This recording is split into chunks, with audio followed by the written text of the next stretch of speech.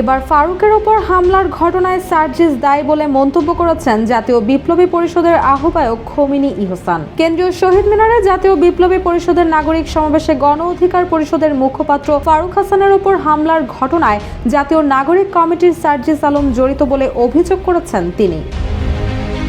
শনিবার রাতে নিজের ফেসবুক অ্যাকাউন্টে দেওয়া পোস্টে এ দাবি করেন খোমেনি ইহসান। ফেসবুক পোস্টে তিনি লেখেন, জাতীয় বিপ্লবী পরিষদের সমাবেশে হামলার নেপথ্যে জাতীয় নাগরিক কমিটির সার্জিস আলম জড়িত।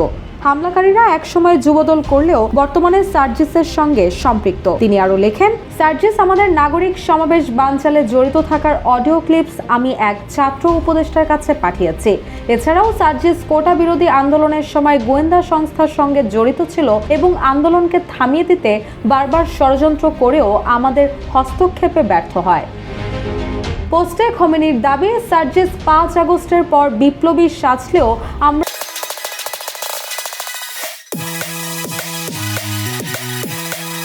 তার বিরোধিতা অব্যাহত রাখি। সে সচিবালয় সহ বহু জায়গায় নিয়োগ বাণিজ্যে জড়িত ছিল।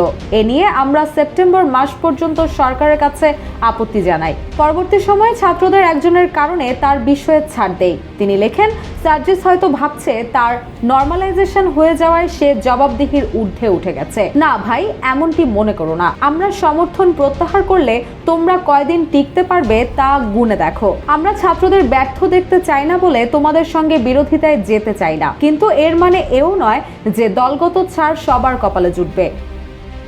জাতীয় বিপ্লবী পরিষদের এই নেতা বলেন, তুমি সাবেক ছাত্রলীগ, তুমি এত শক্তিশালী হলে শিবিরের প্রশংসায় গদগদ হতে না, কিন্তু তুমি ছাত্রলীগের দুর্বলতা ঢাকতেই গদগদ করো। তবে তুমি হয়তো জানো না, শিবিরকে ম্যানেজ করলেও কারো কারো কাছে শক্তিশালী হওয়া যায় না। তিনি আরো লেখেন, জুলাই বিপ্লবের নেপথ্যের শক্তি কাউকে না চেনো সমস্যা নেই, আমাদের সঙ্গে মৈত্রী রাখারও দরকার নেই, কিন্তু কোন সাহসে শহীদ পরিবারদেরকে আমাদের কর্মসূচিতে আসতে বাধা দিয়েছ? কেন আবার হামলা করতে অস্ত্রসহ লোক পাঠিয়েছ?